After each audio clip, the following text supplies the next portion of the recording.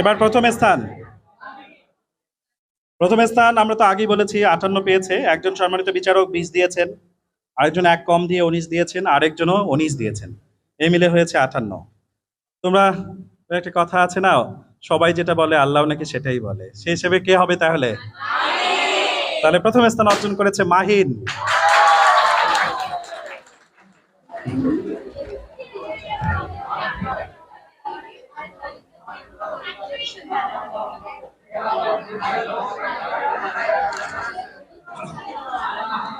ধন্যবাদ সবাই। তাহলে এবার আমরা প্রথমে ডাকছি আমাদের লিস্ট অনুযায়ী, প্রথমে আছে মাহিন। দেখা যাক মাহিন, দেখি তুলুক কি ওঠে মাহিনের ভাগ্যে। উঠাও, যে কোনো একটা উঠাও, মেলে দেখাও কি উঠেছে তোমার ভাগ্যে। ছাত্র জীবনের কর্তব্য, দেখি ছাত্র জীবনের কর্তব্য সম্পর্কে মাহিন কতটা বলতে পারে। আসসালামু আলাইকুম ওয়া রাহমাতুল্লাহি ওয়া বারাকাতুহু। সায়েন্স অ্যানালিসিস একাডেমি কর্তৃক আয়োজিত আজকের ইফতার মাহফিলে উপস্থিত সম্মানিত বিচারক মণ্ডলী এবং আমাদের সকলের শ্রদ্ধেয় শিক্ষক, যিনি দীর্ঘদিন যাবৎ আমাদেরকে পড়িয়ে আসছেন, সাইফুর রহমান ঝিনুক স্যার। আমি সকলের বলতে চাই যে আজকের অনুষ্ঠানটিকে মাধুর্যমণ্ডিত করার জন্য বিচারক মণ্ডলীদের জন্য একটি সজোরে একটি করতালি হয়ে যাক। ছাত্র হিসেবে আমাদেরকে দেওয়ার মতো ওনাদের অনেক কিছু থাকলেও ওনাদেরকে দেওয়ার মতো আমাদের কিছুই নেই, জন্য হাততালি দ্বারাই তাদেরকে পরিপূর্ণ করে দেওয়ার ব্যর্থ চেষ্টা আমাদেরকে করতে হলো। আজকে আমার উপস্থিত বক্তৃতার বিষয় ছাত্র জীবনে কর্তব্য। ছাত্রনং অধ্যয়নং তপ কথাটির সংস্কৃত ব্যাখ্যাতে গেলে ছাত্র জীবনে অধ্যয়ন ছাড়া অন্য কিছু করাকে অধ্যয়নের সাথে তুলনা করা মানে বোকামি। এটা দ্বারা এটাই বোঝানো হয়েছে যে ছাত্র জীবনে অধ্যয়নকে সর্বোচ্চ প্রাধান্য দিয়ে বাকি কাজগুলোকে করানোই হচ্ছে ছাত্র জীবন।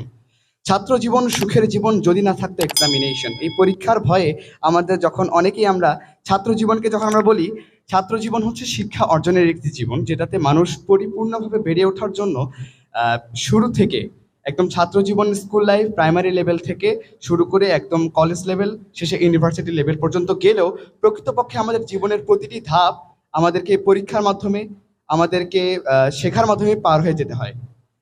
একটি ইংরেজিতে একটি কথা বলা হয়ে থাকে যে never stop learning because life is not stop your teaching capacity.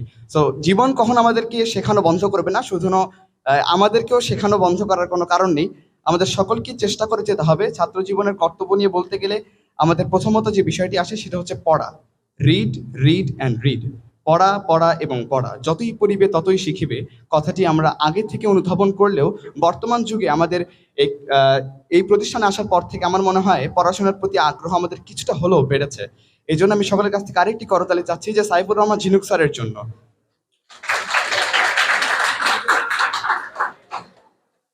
Helium, argon, carbon, nitrogen ইত্যাদি গ্যাসের সমন্বয়ে যখন আমাদের পড়ার টেবিল যখন ধোঁয়ামণ্ডিত হয়ে যায়, তখনই আমার চোখের সামনে ভাসে ঝিনুক স্যারের মুক্তি। তিনি কালকে আমাদের পড়া ধরবেন, কিন্তু সেই পড়ার ঘটনাটি কি আমাকে যখন পড়ার দিকে এক ধাপ ধাবিয়ে নিয়ে যায়, যখনই আমার মনে হয় পড়াটিকে পড়তে হবে। ছাত্র জীবনের কর্তব্য এখানেই শেষ নয়, শুধুমাত্র পড়া দিয়ে শেষ নয়। কিছু এক্সট্রা কারিকুলাম অ্যাক্টিভিটিস, যেমন কেউ কবিতা আবৃত্তি করতে ভালোবাসে, কেউ হয়তো বা গান গাইতে ভালোবাসে, অথবা কেউ ডান্সিং ভালোবাসে, আবার কেউ হয়তো বা হামনাথ, কোরআন তেলাওয়াত ইত্যাদি পড়তে ভালোবাসে। ইত্যাদি বিষয়গুলোকে কেন্দ্র করে আমাদের ছাত্র জীবন গড়ে ওঠে। ছাত্র জীবনকে আরো সুখমণ্ডিত করার জন্য আমাদের ইসলামের পথ এবং যার যে ধর্ম রয়েছে প্রত্যেকটা ধর্মেই শিক্ষাকে গুরুত্ব দেওয়া হয়েছে। এবং নবীজি হযরত মুহাম্মদ রাসূলুল্লাহ সাল্লাল্লাহু আলাইহি ওয়াসাল্লাম যখন হেরা গুহাতে ধ্যানমগ্ন ছিলেন, সেখানেও কিন্তু জিবরাইল আলাইহিস সালাম এসেছেন এবং ওখানে উনি কিন্তু এসে কিন্তু প্রথমে যেটি বলেছেন ইকরা, পড়ো, অর্থাৎ সেখানেও পড়ার উপর গুরুত্ব আরোপ করা হয়েছে। সুতরাং ছাত্র জীবনকে আমাদেরকে সবসময় পড়াশোনার মাধ্যমে করতে হবে। এখানে অ্যারিস্টটল একটি কথা বলেছিলেন, সেটা হচ্ছে শিক্ষার স্বাদ তেতো হলেও এর ফল কিন্তু অনেক মিষ্টি হয়। এই কথার পরিপ্রেক্ষিতে আমাদেরকে অনেক পড়াশোনা করে এবং এক্সট্রা কিছু অ্যাক্টিভিটিসের মাধ্যমে আমাদের জীবনকে এমনভাবে গড়ে তুলতে হবে যেন অন্যরা যেন বলে যে না, সেটা এই ঝিনুক স্যারের ছাত্র। তো এই জন্য আমি বলতে চাই পড়াশোনাটা খুবই ইম্পর্টেন্ট, প্রত্যেকের জন্যই খুবই ইম্পর্টেন্ট এবং প্রত্যেকের জন্যই খুবই গুরুত্বপূর্ণ। এই জন্য সময়কে নষ্ট করা যাবে না। Time and tide wait for নান।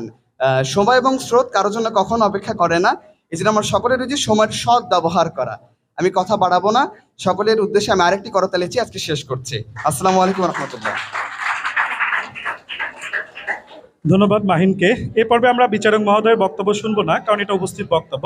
আপনাদের যেরকম ভালো লাগবে নাম্বার দিয়ে রাখবেন। মাহিনের বক্তব্য শুনে মনে হয়েছে কেমিস্ট্রি থেকে শুরু করে ইসলাম, ইসলাম থেকে শেষ করে এসে আবার ইংলিশ, ইংলিশ থেকে শেষ করে এসে আবার অ্যারিস্টটল, বাংলা, যা আছে দর্শন বিজ্ঞান থেকে শুরু করে সব শেষ করে দিয়েছে। সব সংমিশ্রণে আজকের এই তার বক্তব্য ফুটে উঠেছে। দেখা যাক বিচারক মহোদয়ের কতটা হৃদয় ছুঁয়ে গেছে তার উপর নির্ভর করবে।